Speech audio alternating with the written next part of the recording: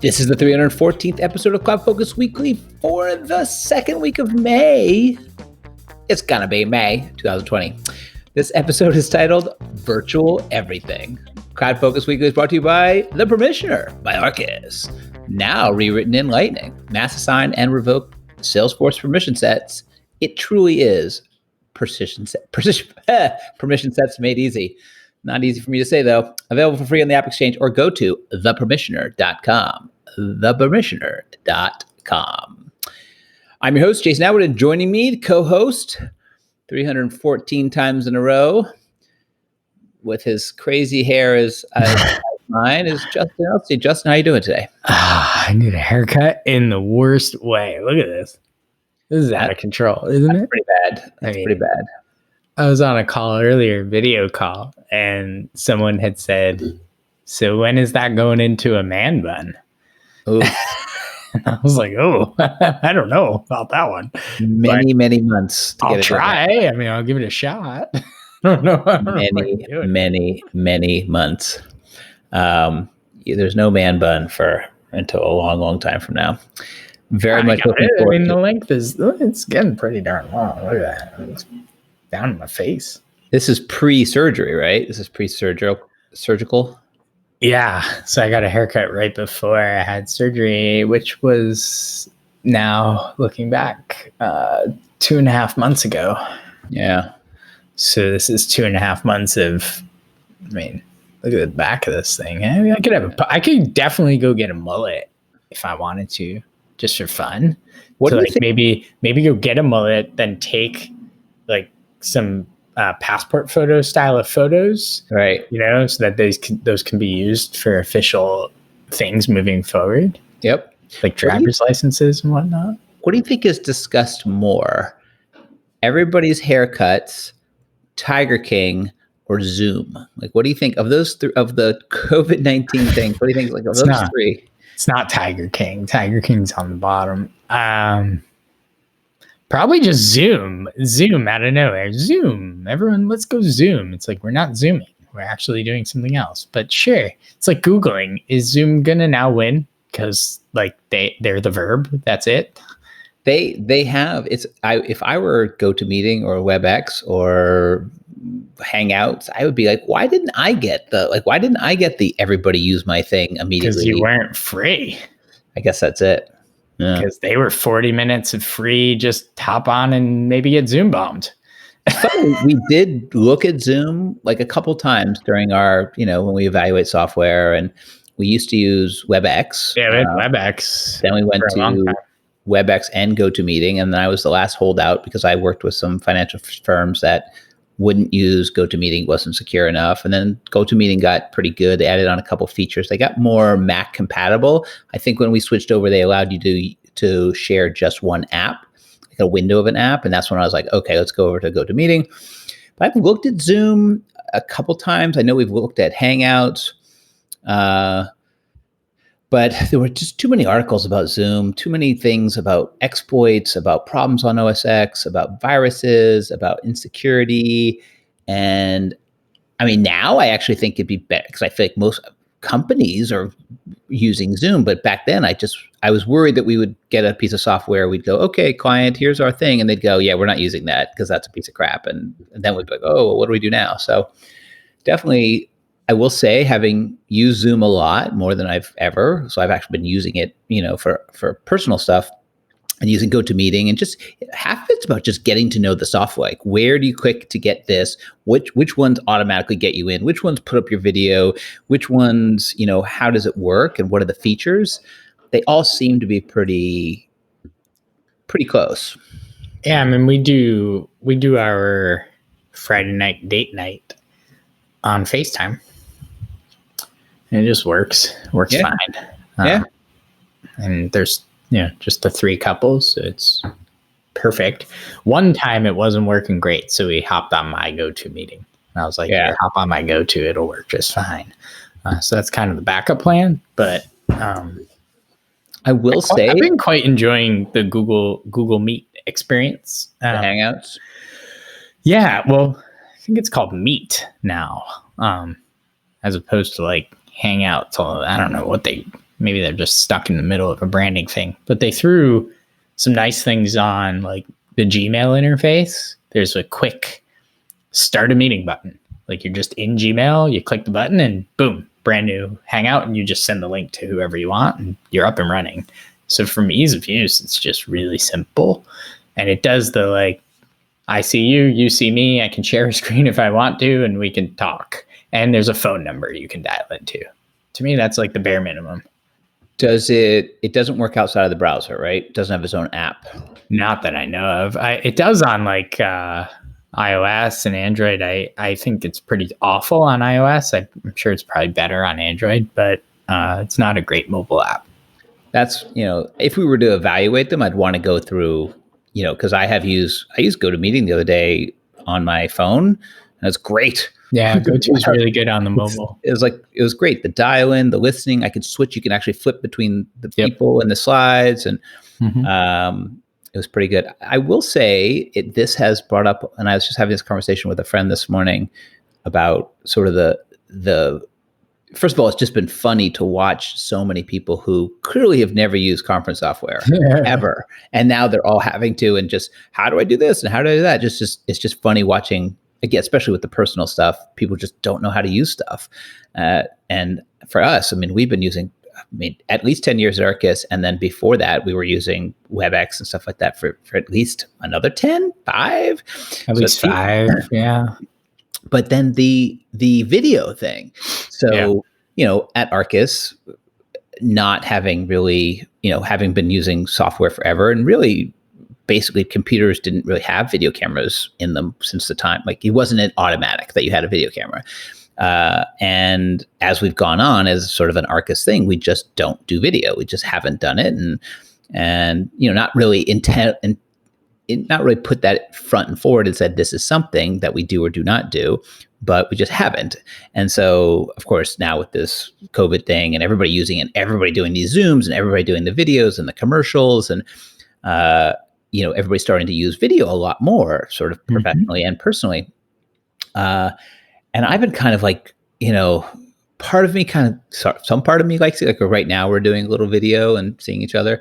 But then part of me thinks it's like anything. There's a time and a place for a phone call. There's a time and a place for an in-person meeting. There's a time and a place for a video call. There's a time and a place for not. And I was having this conversation with this friend today. I was just kind of going through this, like, there are times where video isn't the best, right? Low bandwidth. It uses a lot of bandwidth to keep video going. Times where, I think there's also this weird social pressure thing of everybody's got to share the video. Whereas some people might have social anxiety and might not have that feeling of like, I want to be at 7 a.m. on a camera with all these people looking. Had a scenario the other day where another friend approached me that there was a big issue in their company because some person in marketing took a shot of the Zoom meeting and posted it to their Facebook page. Sure. So imagine we're all on an internal meeting. Someone from marketing takes a shot of our. Oh, yeah. No, I'm not. I said, sure. Yeah. No, it's not a good thing. I agree. Yeah. So it's interesting. But it happens. I've seen it all over. Like on Twitter, you go on Twitter and it's like, look at this Zoom call I was on today. I'm like, I would never do that. But okay, to each their own on that one.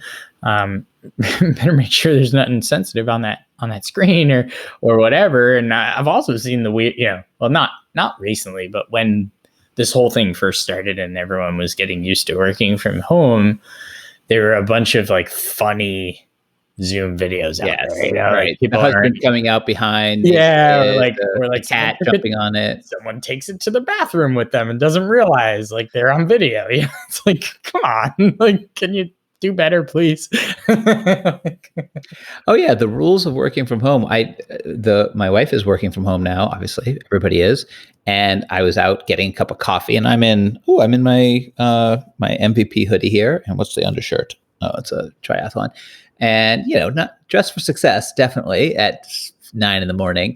And I'm out getting coffee. And so she sits in the dining room, not facing the kitchen, so it's not like the camera's shooting right down, but I know I'm off camera, in other words. So I'm making my coffee, but I hear them talking, and then because of course it's on a Zoom and it's all being loud. And so I hear her having this conversation with all the work people, some of which I know.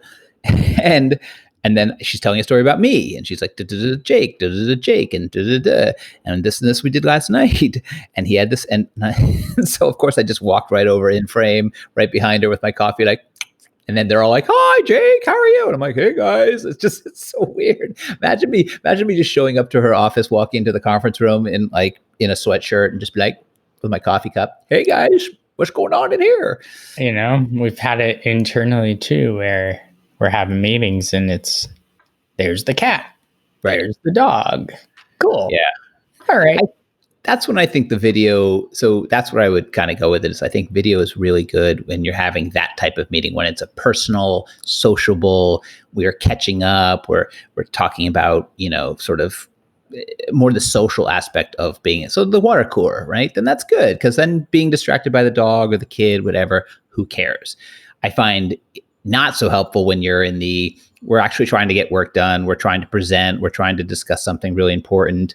You can see all these hundreds of faces all looking like, I think there's a distraction level to it that, people are looking at, ooh, who's that behind there? Ooh, look at their cat. So anyway. I'll tell you from my own perspective that if you're on a sales call and you're sharing your video, it's really hard.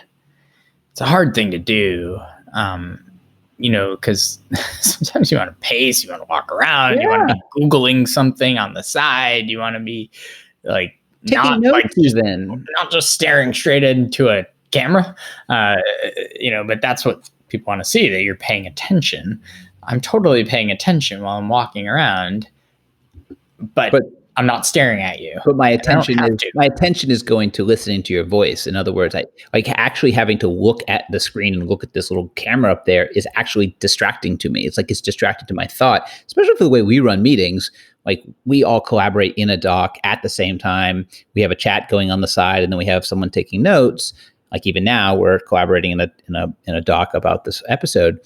Whereas having to kind of have to be paying attention to that, questions, things, and then this video thing, and paying attention to where you are in the video screen, I think it's distracting. So I'm hoping we come out of this with, look, video is good, but it's not always good. And it doesn't, and I'm more than happy to jump on calls and be like, yeah, I'm not turning on my video.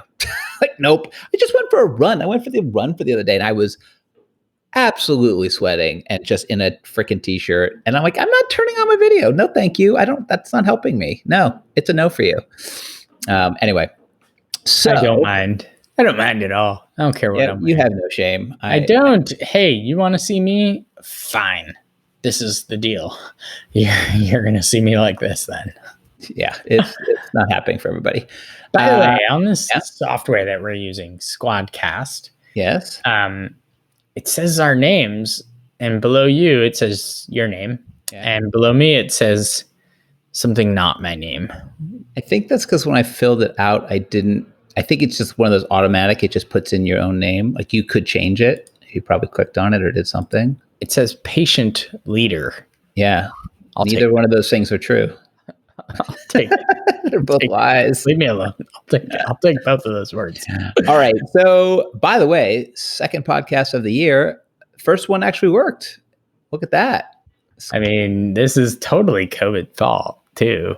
I mean, we would have done like 13, 14 podcasts by now, if not for COVID. At least. Let's not forget the fact that COVID didn't start until March, but whatever. What? No, it started in December. What are you talking about? Right. That's probably true. So I thought we'd do today, we do have like a couple topics at the end, but for a little bit of catch up, because again, while the two of us have been neglected in our duties as producers of podcasts, the blog, the Arkus blog, never, ever stops.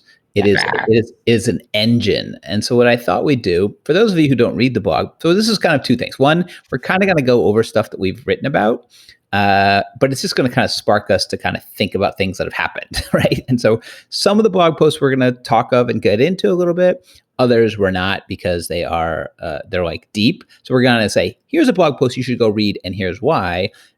Or we might say, ooh, this is one we're going to discuss. And we're only going to go back to, I think the last time we actually podcasted. So yes, that is back in 2019. with a blog post by Berkeley. And again, these are all I won't say it over and over again, but all on arkusinc.com/blog or blog.arkusinc.com. We're doing And this then one, huh? and you can go forward or backwards. Well, again, it's to read out the thing and then to spark a discussion, and then we'll have a little discussion, and then we'll keep going. So, record types. So Berkeley wrote about record types in Salesforce Explained, which is funny because one of the most popular blogs for the last decade on our blog post or on our blog has been the one you wrote. At least, I mean, I wrote it. 10 years ago. It was published April 14th, 2013. Wow. So 7 years ago. And it's still read quite a bit. Yeah. I mean, still to this day, people still land on it. So again, they haven't changed much. True. Record types really haven't changed. I mean, Lightning changed a little bit with the record pages, but I don't know. Not much has changed. Yeah. Well, if you want to learn how they're explained or how they work, again, record types are probably one of the top 10 most powerful features besides like custom objects. I mean, it's up there. It's pretty powerful. Pretty powerful. It's a great way to segment data. So like one of the things, if you're looking at ways to segment data out, record types are a great way to segment because you can always get to that thing to segment them out, meaning either reporting or filters or stuff like that. The way that it was explained to me very early on when I was learning Salesforce and had no concept of what an object or a record type or even a record was. And I was learning about record types. It was explained to me as, think of this as a very specific business process that is running through this object. So for each object that you have, let's use cases as an example. You might have 3 or 4 different types of cases that run through different processes. Record types help to facilitate that. They certainly do. The next two I'm going to bundle together because they're a part 1 and a part 2, and these are readers. These are not talkers. These are readers. So Mario writes a double post, which you can actually get to both of them now because they're both available. Admin tools versus coding, data loader, and the secret of the anti-join, part 1 and part 2. So again, that is a reader. That's not a talker. A talker and a reader. He really goes in, really highlights all the things you need to do. I mean, again, it's great stuff. We do these kind of like, we do sort of productivity blogs, or we do sort of coding ones. We do explanation ones. We do community type of, like, here's a community one. We have one coming up. So those are two that you should dig into. Mario does like his sort of long form, I would call it, the long form blog post. And then Amy wrote in, still not even 2020 yet, getting things done as a new parent. One of my favorite, first of all, topics ever. You know me love GTD a long time. What I thought was a good take out of this, and you should read the whole thing, but what I really liked about this was her sort of take on GTD when you have limited time. How do you get through some of the things that GTD makes you do, but are part of the process, like a weekly review, which can be a timely thing. It can be an hour, it can be 2 hours. Sometimes it can be longer. How do you get to that when you are a new parent and you don't have chunks of 2 hours that you want to be doing it? So there's some great advice in there. I suggest you go grab that one and read it. Find it on the blog. All right, I think we gets us into 2020 yet. Nope. Then next up, Eva writes on tips and tricks to land a job in the Salesforce ecosystem. That's a good one. It's always nice. Again, we talk a lot about, so this is like on the softer side of things. So if you're looking to land a job in the Salesforce ecosystem, I think there's lots of places that talk about this, but she writes up a nice blog on it and how to get there, how to get from here to there in the system. I say this to everybody I meet. I do the, like where to spend your time and attention. Like if you're looking at building your Salesforce experience, because basically people are hiring people because of your experience. I give them the 20, 30, 50 rule, which is put 20% of your time into Trailhead, 30% of your time into certifications, and 50% of your time into experience. Obviously, that 50% is tough, but if you want to break it down, like you got a 10-hour period of time, that's where I'd focus my time, because that's what, when we look at stuff, we kind of look at those buckets, and they're all important, but experience is really the biggest one. Yes, no? Sure. Experience. Can't beat it. Let's talk about your predictions. Let's talk about your predictions. 2010 years in a row now? Yep. Yeah. You know what is really interesting? You have this one, confidence level 3, by the way. Climate crisis collides. If 2019 taught us anything, the world is still very much divided on the climate crisis. I predict that 2020 starts off the decade with tragedy and acceptance. Thanks, Jason. Thank you for that. Not a winner, loser. You did this to us. How dare you? I'm sorry about that. That's funny. That's very funny. Do not accept this. It is time for the population to get behind the cause. Well, if I had said global pandemic, we've all been very unhappy too. Oh, man. That's a good one. That is a good one. I'm going to leave that one. Yeah, leave that for itself. Next up, Berkeley again, writing Constituent Wars, Part 1. This was his Star Wars themed thing that he was trying to do. He's got like a Star Wars. He's going to do a Razor's Edge themed Star Wars arc blog post series thing. So we just had our webinar that actually Berkeley did on it. You can, I think, find that somewhere on our website, maybe in our Twitter. We got to figure out how to populate that, because you'll be able to go and read and do the recorded version of it. But Berkeley is known for his Razor's Edge experience and his Razor's Edge ability to get you off of it.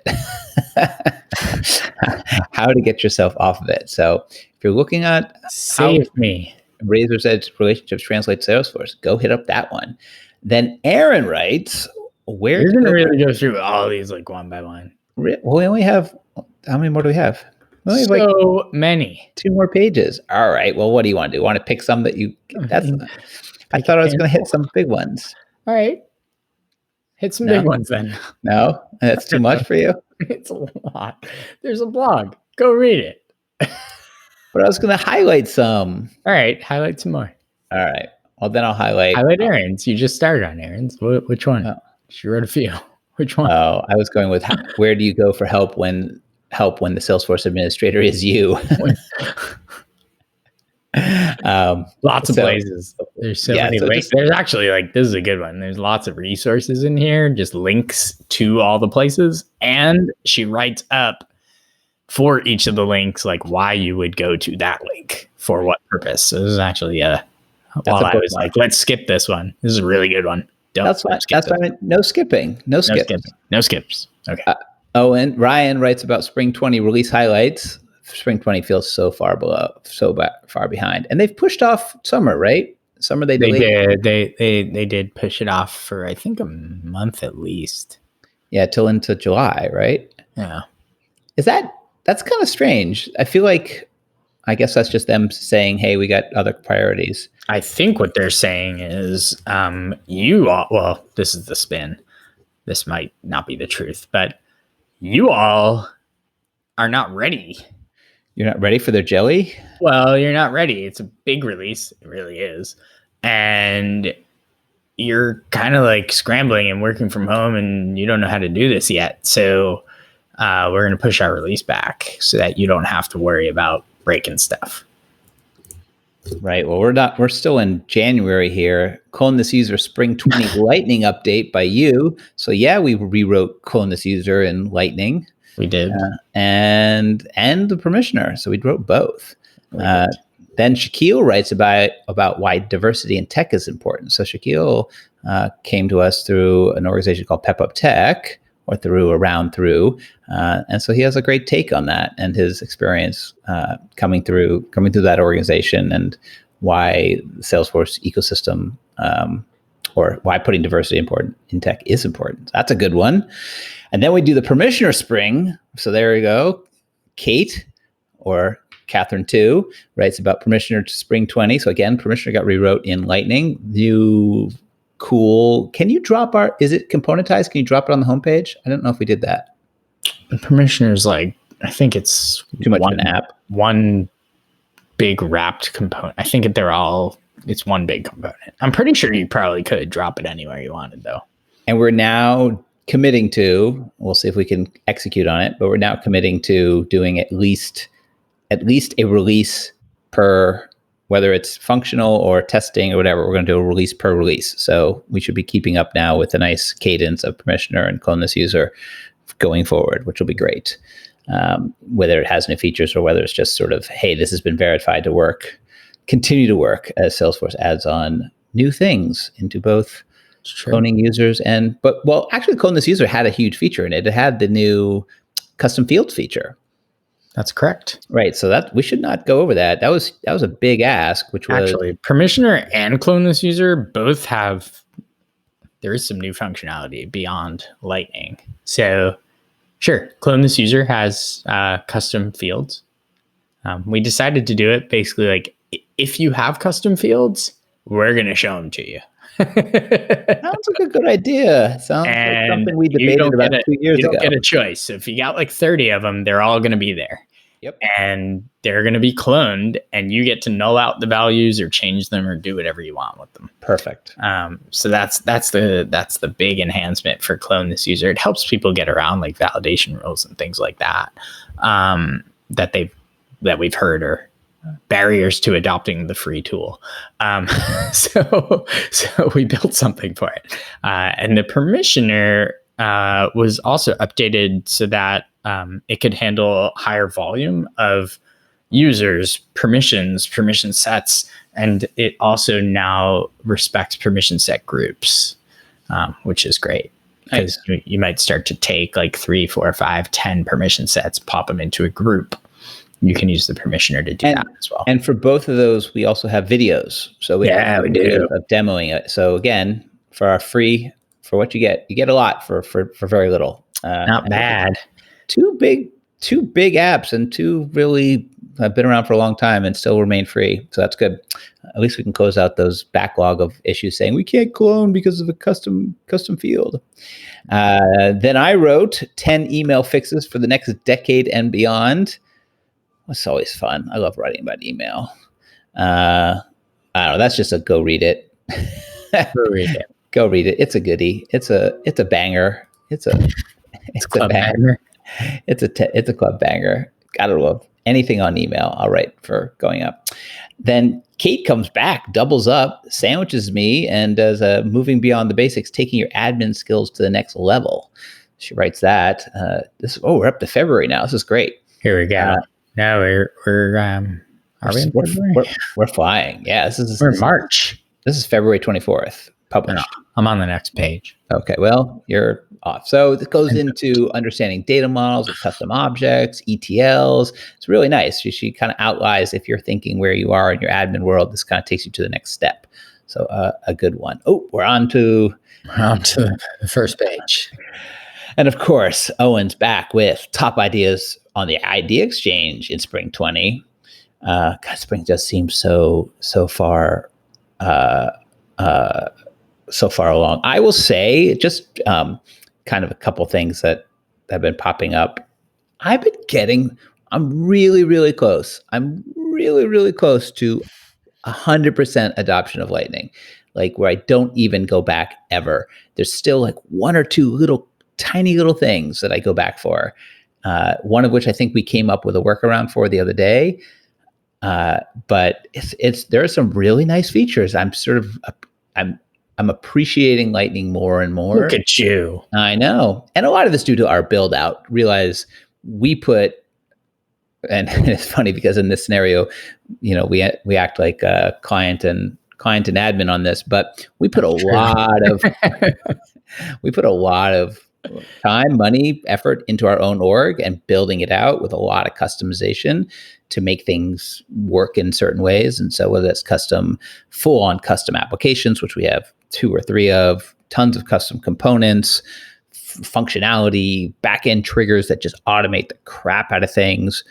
For example, we have a close process on our opportunities that does a ton in the background. Like once you close out an opportunity, it fires off tons of stuff, creates records, does this, notifies people, does invoicing. It does like a lot of automation.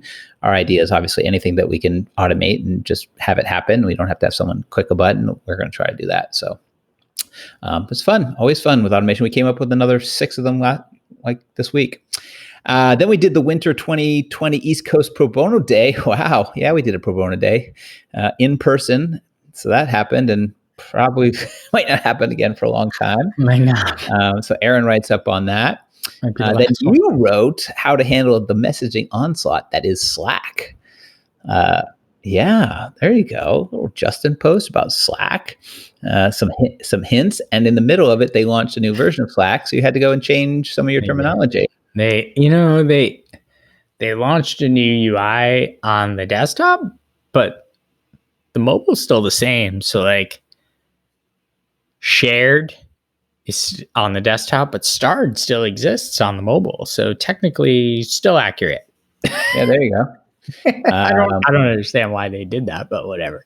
Aaron is crushing 2020 and writes how to work remotely and still get things done. So there you go. Some work from home advice on how to do things remotely. As this was pretty much because of the COVID stuff that started happening and people working from home. And so as a work from home company that's done this for 10 years, we and train people on. So we wrote that up. That's a good one. I'll have to get anything done in 2020. It's great. Then Ashley writes on Spring 20 ideas delivered, which is how different than top ideas on the Idea Exchange than 20? Listen. Why don't we just stop while we're ahead? Are we ahead? No, we're still behind, but Okay. That means we're ahead because we can pick this up next time. Have like a handful still. You still got like 6 or 7 more to go. I know I got 4 or 5. I'm good. I'm flying through here. Sure. Yes. This is a half hour already, and we're just rattling off titles of blog posts. Well, we're telling you all the fun stuff you should go read. If you're still there, thank you. Sam, so I will tell you, if you want a great series, first of all, love her picture because she's laughing in it. But Sam writes on 5 things you should know about Pardot form handlers. So we have been using Pardot in the background of Arkus since last August, I think, with what I would consider a mixed bag of success. There's some things it does very well and you just like, that's amazing. And there's things it does, like looking at engagement and seeing where people click and all that kind of stuff. And there's other things it does, you're just like, this is just terrible. Who built this? But I feel like we can all see the writing on the road. It's going to get into Salesforce and be much more Salesforce-ized. And I think that'll take down a lot of the problems with Pardot right now. Is it just feels very disconnected. It doesn't feel like I just want it to be in Salesforce and work like Salesforce. I don't want to have 2 different things. I don't want to have different names for things. I want it just to kind of work like Salesforce. But so we're getting there. Then Eva writes on the Trailblazer takeaway and book review. I am ashamed to say I haven't read that yet. Have you read the book? Of course not. I'm not even going to ask. What's the point of embarrassing you? I hope you're using all this time to get your pick of the week, by the way. I'm giving you ample time. Pick of the week? What's this pick of the week stuff you're speaking of? CloudFocus is the app pick of the week. So you better get going. What is we that? Still do. I got 2. I got 3 more. I'm picking a blog post. No. Then Pete writes on Lightning Page tips for better user experience. Lightning Page. So I will say, this is good stuff for those who are building out Lightning Pages. Lightning Pages I don't think they come out of the box very good. I think they need a lot of help and knowing which components go where and just best practices. Yeah. It's a good blog post to read. By the way, keep an eye on this. Like Pete writes a really great article here, and he references a really cool sort of trick that is a quick actions and the record lookup component where you can have like the update actions on itself and use that to kind of create dynamic page layouts. Those things are coming in summer. Yeah. Like the page layout is starting to morph into just the Lightning page. I don't know how much longer we will actually have legit page layouts. At least 5 years. In new orgs. Oh, Put it that way. yeah. In a new org, maybe 1 year. Maybe that's a guess. The even it's an older feature, but I did it the other day. We rolled out a custom Lightning component and needed to put it in production to test it because of data, because the data in Sandbox is not good enough. So I just threw it in production, and I'm like, oh, I don't want everybody to see this. So I just did the little quick component filter that said this component only shows up if you're a system admin. Great. It was like brilliant, like super easy, barely an inconvenience. I've done that in our org when we've rolled out a handful of components. I've done it where I've just said, just system admin, and I'll just be able to look at it. Or I've gone so far as to create checkboxes on user records for features, and to just use that as a filter, because then I can include like 5 or 6 people into a pilot. I wonder or wish there was a way to just permission set that, like do you have this permission set as a filter in the criteria? It seems that sounds like a nice idea. Nice scalable thing, but whatever. Speaking of scalable things, batch gift entry options for the nonprofit success pack. Good segue. I mean, yeah, it's not bad, eh? Haley writes a banger on this one as well. Really talking about the different options, because there's built-in options, and then there's there's 2 built-in options, and then 2 sort of third-party options. Gives the pros and cons of both. A great way to go if you're looking for batch gift entry options. This is a great kind of comparison, and something that I would expect. And then the last one just published. I guess we should have one coming up this week, shouldn't we? The last one published. Mario's back. 5+1.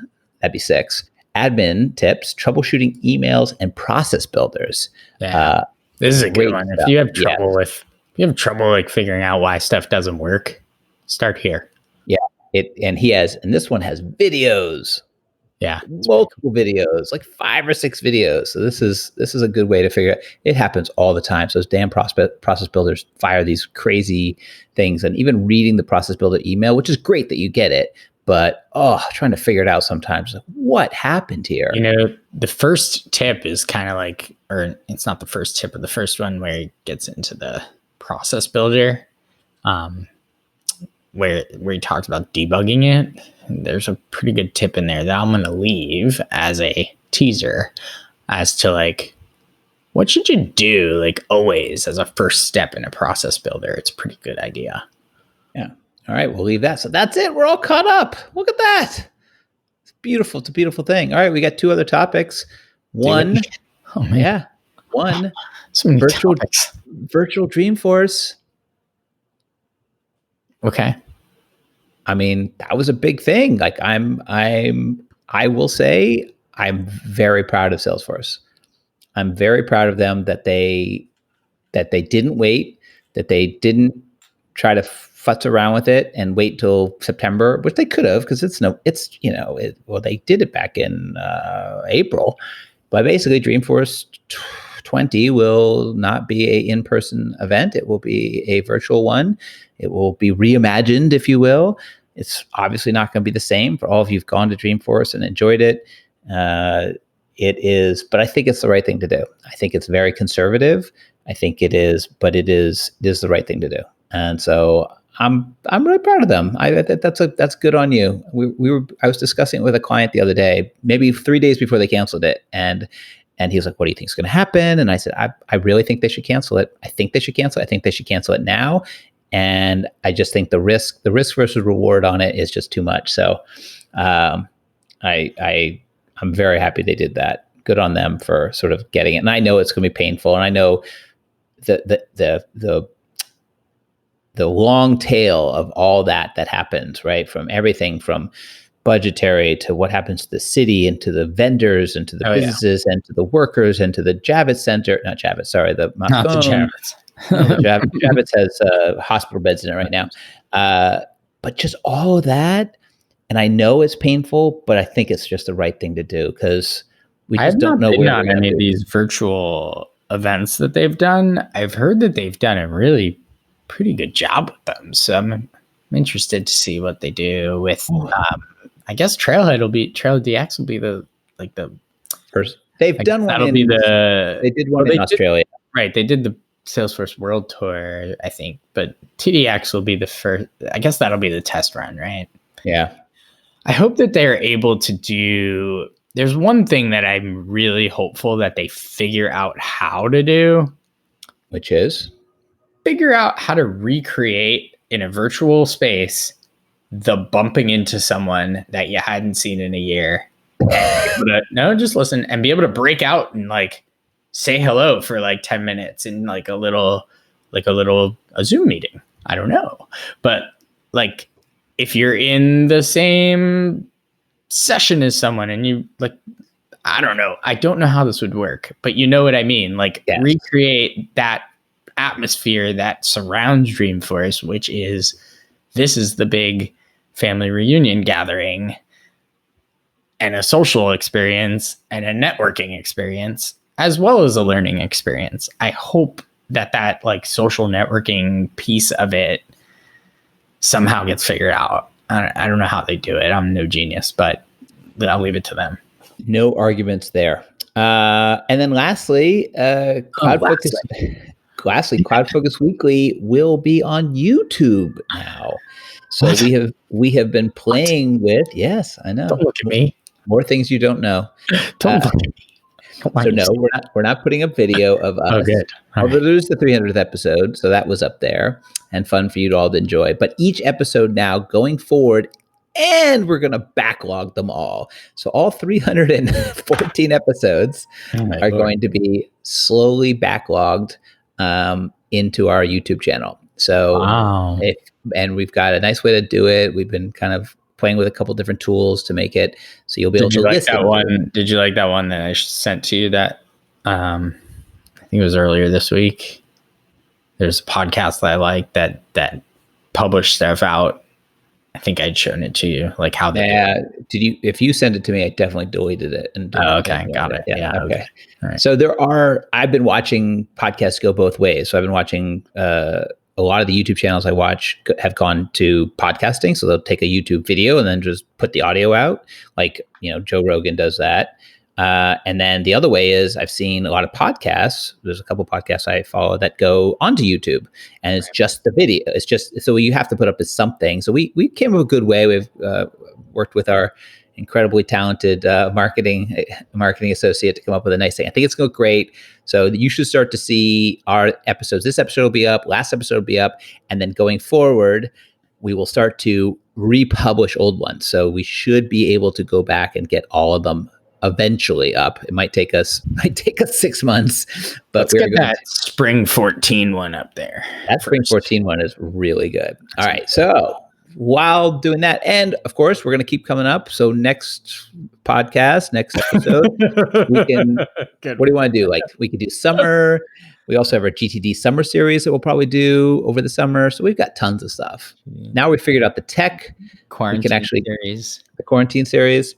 Work from home, podcast from home. So I hope everybody's enjoyed. The stats show that we didn't lose anybody. People started downloading immediately. So that's great. So happy to be podcasting again. So let's make some picks. What is your pick of the week? So your CloudFocus app pick of the week. Yeah. So it's an app called Better PT. PT standing for physical therapy. Pretty sure I mentioned this last week or last podcast, whenever that was. You did. Been doing physical therapy virtually, tele physical therapy. So Better PT is the app, and it's not bad. I feel like I'm in a secure environment, so that's nice. Like I feel like I'm, in this wrapped, very compliant environment. I'm not just on some Zoom call with my physical therapist. And it works. It's not the same as going in person, but hey, if you can do this with physical therapy, I mean, what else can you do this with? Lots of things. I think it's going to be really interesting when we come out of this. How are people going to want to, like I did a virtual doctor's visit. I had something in my eye, which you would think is like something you'd really want to go to the doctor about, but sorry, can't. So I scheduled it online. It came up on my phone. I did the virtual version of it. And part of me is like, wow, I just saved a lot of time. Like he threw in the prescription. They delivered it to my building. I was like, great. This is what, like, there's some things I don't want to go back to. Like, I like the idea of having some things be virtual, right? I have a dentist appointment on May 29th that I'm so not looking forward to. If they get that virtual, I'll be very Like, impressed. can I get the virtual dentist? How does that Virtual work? dentist. That's the best. I really don't want to go. So it's like, All right. So Better PT, free. whatever. It's free if you're taking physical therapy, and I don't know. You'll probably never ever use it. So I'm picking something Great pick. for the people who might have to work from home or stay from home. You know, all gyms have been shut down and so you're supposed to stay home. And so I was, as someone who like wants to work out, my gym in the building got shut down. So I was like, oh man, there's some things you can reproduce. Like I filled jugs full of water and I've done, I have a mat and stuff, but there's some things like pull-ups and things you just can't reproduce. So I found this thing on Amazon. It's called the Stamina Power Tower and it's $99. It shipped from Amazon, came in 2 days, and it basically builds this big thing that it's tall, but not wide, that can do like 7 different exercises. Like you could do dips, you can do pull-ups, you can do, reverse pull-ups, you can do push-ups you can do leg raises, you can do, I don't know, it's probably 4 or 5 others. Anyway, it's pretty good. I would say for $99, considering the amount of money we usually spend on subscriptions and things, it put together pretty easily. It's very solid. I'm a big guy and I can pull myself up on it. It adjusts well. I actually think that post-COVID, I might just throw it here in the den behind me. What's funny is I did something really similar. I bought a exercise bike. Right. Because I actually need it for physical therapy. Like I need an exercise bike and I can't get to one. So I went on Amazon and I got one for like $100 like you. It's called like the Exerputic. I think it's actually for physical therapy. Of course it is. It's this tiny little bike. It folds up. It's like nothing. It's just sitting in my living room. And we were like, we'll probably keep it. We'll put it in storage. And, I was thinking, well, when this is done, we'll donate it to like a center, like a community center or something that might need an exercise bike or something. But I think we're going to end up keeping it just in case. Just in case. I feel the same way. I feel like there's things we've gotten, and certainly my wife got a bunch of Pilates stuff. She likes Pilates and doesn't, so she's got all this home stuff now. And it's great because, I mean, I don't want this to ever happen again. But like when Sandy hit, I have water bottle stuff. I have backup generators. I have tons of like other stuff that I got for Sandy. Now, granted, if a new Sandy doesn't hit, great. But the reality is we might be in this situation some point in the future. So, all right. Well, that wraps us up. You can follow us on Twitter, Justin Edelstein, Jason Matwood, Arkus Inc. Those are our Twitter handles. We're in the success community, the Trailblazer community. We're in the Power of Us hubs. We both have groups in there if you just want to follow in there. Of course, we're on LinkedIn. Of course, we're now on YouTube. So subscribe there. Subscribe in iTunes and Stitcher and Google and TuneIn. So many places. And then until next week or the week after or the week after that or the week after that, we'll be back. So until then, hang in there, stay safe and healthy, and enjoy those cloudy days.